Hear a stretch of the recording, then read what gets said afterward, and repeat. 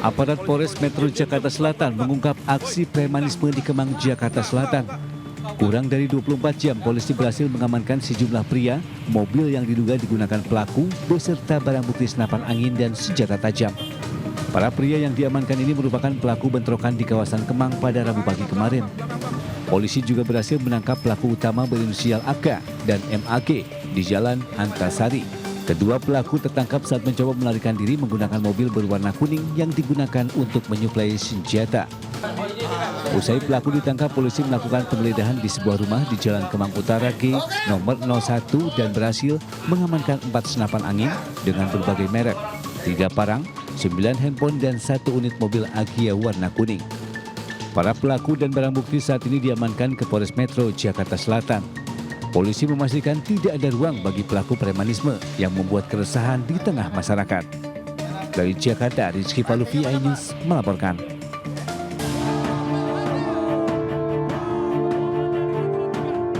Presiden Prabowo Subianto menghadiri langsung peringatan Hari Buruh Internasional May Day di Silang Monas, Jakarta. Kehadiran Prabowo syarat dengan sejarah, sebab Prabowo menjadi Presiden RI kedua yang menghadiri langsung peringatan Hari Buruh Internasional. Terakhir kali Presiden RI yang menghadiri perayaan May Day adalah Soekarno pada tahun 1965 di Gelora Bung Karno. Dalam kesempatan ini, Prabowo menyatakan akan membentuk Dewan Kesejahteraan Buruh Nasional dan Satuan Tugas PHK. Seperti biasa di tengah-tengah pidatonya, Prabowo sempat menyelipkan candaan. Prabowo menyatakan keheranannya saat nama Seskap Teddy Indrawijaya disebut di hadapan buruh. Prabowo bercanda karena sahutan ke Teddy lebih meriah ketimbang dirinya. Sekretaris Kabinet Teddy Indrawijaya.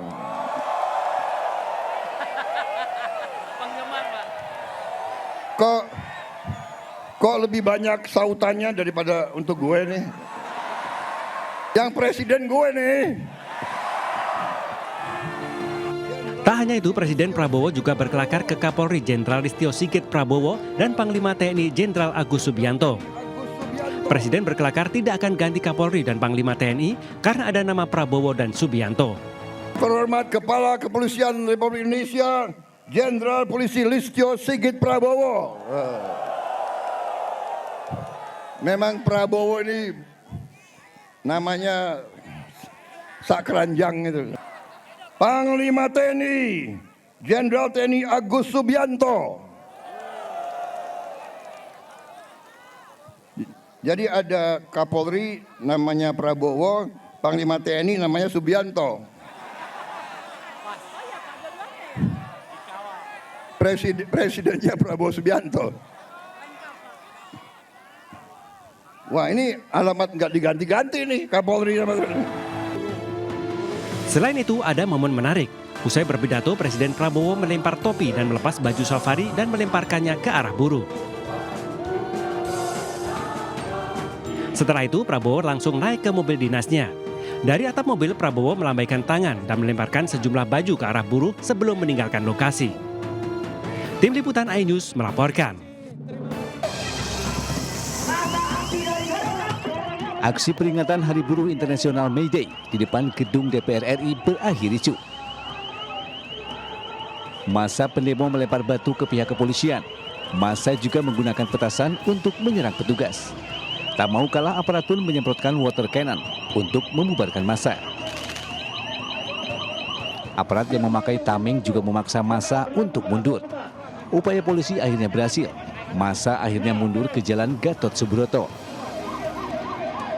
Setelah itu massa akhirnya membubarkan diri dan ruas jalan di depan gedung DPR MPR steril.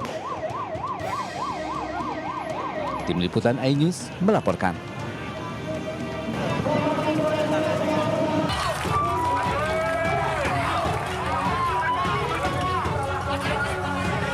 Di Semarang, Jawa Tengah, ratusan massa berbaju hitam juga bentrok dengan polisi di depan kantor Gubernur Jawa Tengah.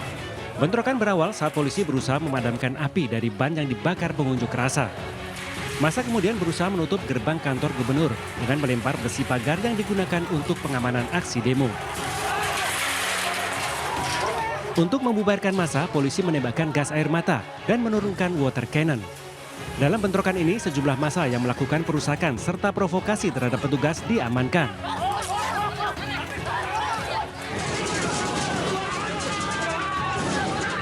Ratusan massa aksi yang tergabung dalam organisasi buruh di depan kantor DPRD Provinsi Sulawesi Selatan berlangsung ricuh. Massa buruh yang kesal tak kunjung ditemui anggota dewan, menendang pagar serta berusaha menerobos pagar kantor DPRD Provinsi namun dihalangi petugas. Kericuhan mereda setelah massa buruh ditemui Ketua DPRD Sulawesi Selatan dan menerima aspirasi yang disampaikan para buruh.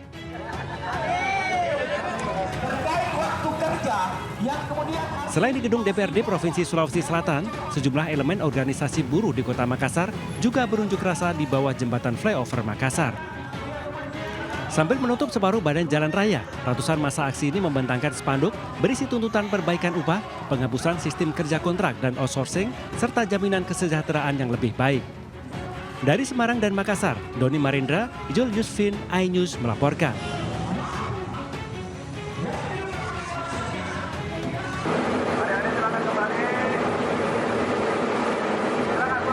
Sementara di Bandung, Jawa Barat, ratusan massa berpakaian serba hitam terlibat kericuhan dengan aparat kepolisian.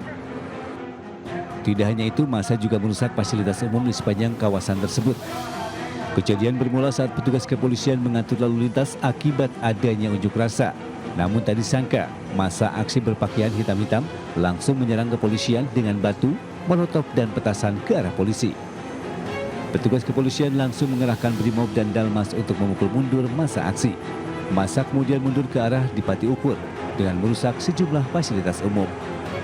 Beberapa kelompok ya yang menggunakan baju-baju hitam ya, dan juga ada beberapa mereka yang langsung merangsak bergabung dengan mereka dan melakukan provokasi massa kepada kepolisian. Penyerangan kepolisian ini berupa pelemparan batu ya, ada molotov dan juga ada petasan yang menyerang kepada kepolisian. Setelah 20 menit, petugas berhasil memukul mundur aksi massa hingga membubarkan diri. Dari Bandung, Jawa Barat, Ervan David, iNews melaporkan.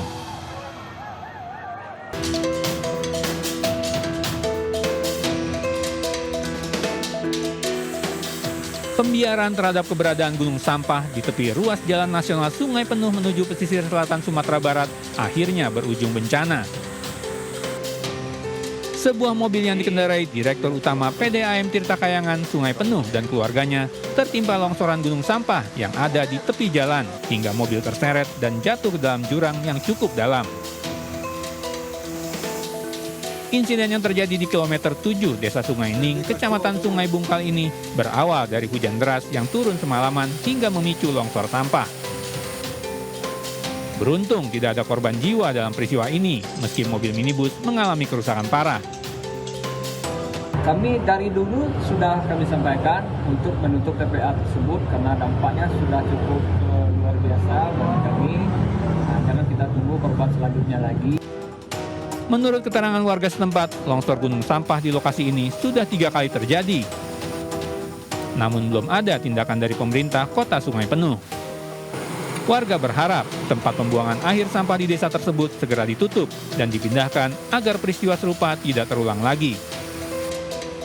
Dari Kota Sungai Penuh Jambi, Kapior Gandhi, iNews melaporkan.